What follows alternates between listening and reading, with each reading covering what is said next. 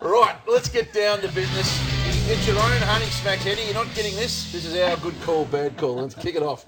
But right, let's go. Peter Dutton deserved his Paddy whack. Good call, bad call. That's a bad call, Hutch. Let's take a look at the tweet from Paddy Dangerfield. And I thought he maybe could have said send him to Geelong, but not to Christmas Island. That's a bit harsh from Paddy.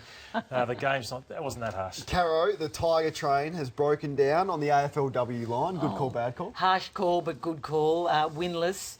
Tears at bedtime after the game at the weekend, no goals.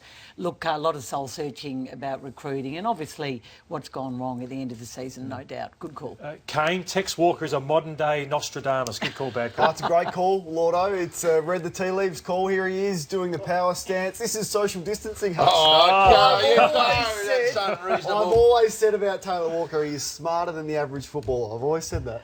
Matthew Lloyd, this is going to be, speaking of rivalries, Matthew Lloyd, the Worsfold-Rutten handover could end in tears. Good call, bad call. It's a bad call from you. 2 from 2 in the Marsh Cup. Clear game style, and you want to pot Ben Rutten before he's even coached the game. Call. So it's a bad call from you. I agree. No, it's disrespectful. Caro, Paul Little's handling of Grand Prix and the closure was reminiscent of 2013. Good call, bad call. Good call, reminiscent, absolutely. Stubborn, refusal to accept defeat, refusal to listen to what people were telling him. Good call, Craig. It reminded me of the Essendon drug scandal in many ways. Oh, and now I've got one for you, Craig. Chris Scott's trash talk of the Tigers was calculated. And before you answer this, I want you to have a look. With the greatest respect to them, they're not Hawthorn in the multiple premiership years in a row. I don't think they're Geelong or St Kilda or Collingwood through that sort of 2009-10 period either.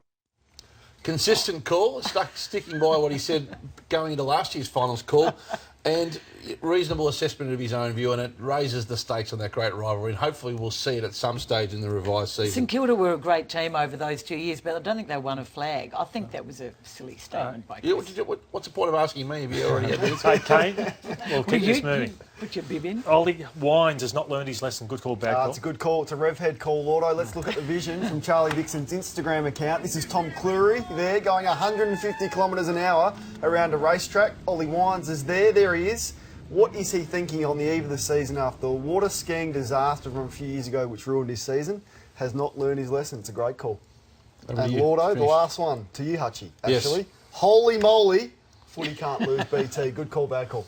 While we get home BT call. Brian is, we feel for him in sincerity, he's stuck in LA. And when he does come back, post his producing, he has to be in isolation for 14 days. Could he call the footy on Twitch? And could the innovation continue? We'll see. At a time when footy commentary has never been more important. Never been more important. We need all networks, the great and theatrical. Will roaming Brian be allowed, do you think? Roaming, No. international roaming Brian on his phone, it will be.